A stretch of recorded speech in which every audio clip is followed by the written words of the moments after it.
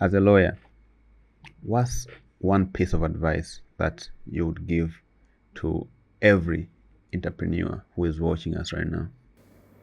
A lawyer to an entrepreneur. Yeah.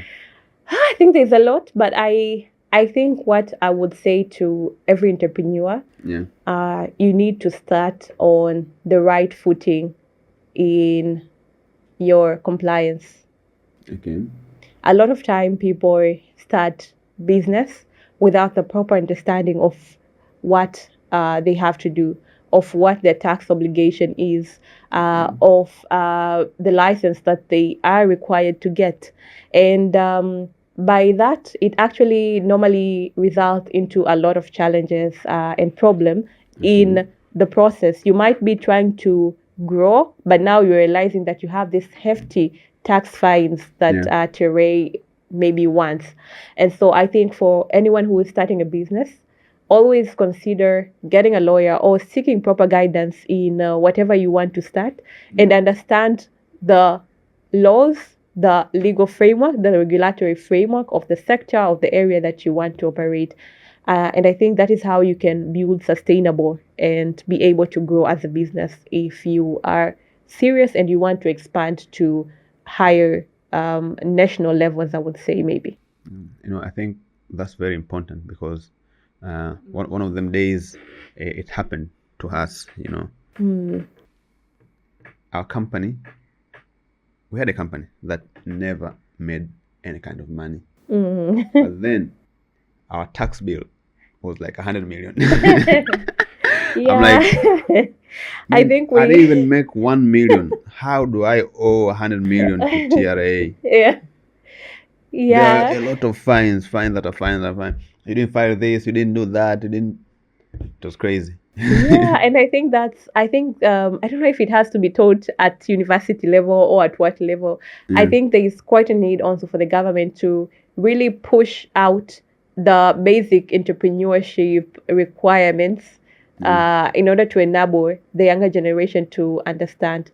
But I think it's also about before you start anything, speak to people maybe who have already been there. Sometimes it doesn't have to be even a lawyer, but maybe someone who has already done that thing or is quite aware with how business work and they're able to tell you properly. But it has to be someone who has done the business correctly also, so you don't end up getting guidance from someone who is also doing something wrong.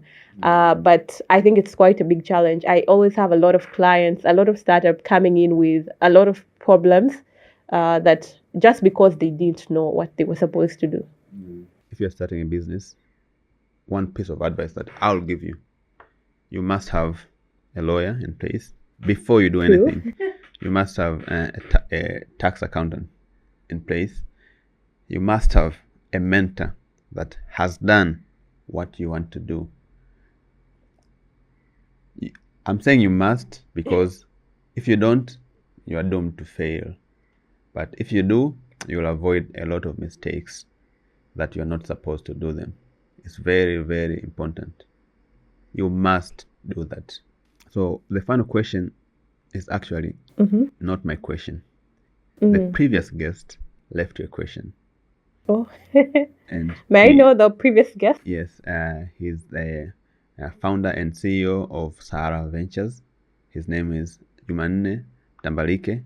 Yeah, we had him on the show. So he left you a question. And the question was, if there's one thing you could do to transform the life of young Tanzanians, what would it be? So if there's one thing I could do to transform the life of young Tanzanian, I think this coming from Jumanne, someone who is very passionate in the younger generation, it's quite a difficult question, I would say. But I think to me, if there's one thing if I can do or transform in the younger generation, is giving them the confidence, the ability to actually inspire and dream big. I think most of the time we are always, I would say, thinking on how we can do things, but without having the confidence or the belief that we can go out to African level to global level. Like we can build business, we can build tool, we can provide services that are able to compete in the international, in the regional level. And I think this is something that requires a direct effort to build the, I would say, like confidence, the courage, uh, the support, that it's possible for someone to actually, for a young Tanzanian, to be able to do something that can actually penetrate the global market. And so I would say to every young person that it's possible, it can be done. And that is how we need to dream. Like, we need to stop dreaming small. We need to stop having vision that just reflect our locality. Yeah. The world is becoming more global and we need to do bigger things. There you heard. As a young Tanzanian, you should always think big. I've noticed like a lot of Tanzanians, compared, let's say, to Kenyans, Nigerians, the Chinese, a lot of Tanzanians, they are not aggressive when it comes to chasing their dreams, when it comes to reaching up to their goals. That's why we are always behind. And I think it's because of our past. We used to be wajama, stuff like that. And then we came to the market economy. I think that's why we don't really have that drive. If you have met the Americans, you will know that these people, they have a drive that has been instilled in them since like they were kids. So most Tanzanian, we don't have that, which is very bad, and I think that should be changed. I think when it comes to the younger generation, actually, I think we need, most of them will probably not have lived through Jama. And I think that's something that we need to change, that we were not built for this. I think that's also part of the problem, because I believe a young Tanzanian is actually as capable as a young person in New York. Like, we are actually very smart. I think Tanzanians are very smart. It's just that we maybe lack sometimes the support or the confidence or the courage. And so I would like to ask people to move away from that idea that we do not have that in our blood. We do not maybe inherent have that character. And I want people to be able to understand that it's possible for them to be aggressive. There's actually a need for us to be aggressive. There's actually a need for us to compete in international levels. And what question would you like to leave to the next guest without knowing who they are? They must answer it. I'll have to see. I need a minute to think about this one, because without knowing the guest. Yeah. So I think a question that I would like to ask the next guest, Yeah. I think is asking them, what is something that they did, like one story whereby they empowered a woman, that they are able to share, and for the people listening to learn from them. Yeah. That's a very nice question, and all the best to the next guest in answering that. I look forward to hearing the reply and learning from them. Yeah. So we're done here today. We had Fatma Songoro.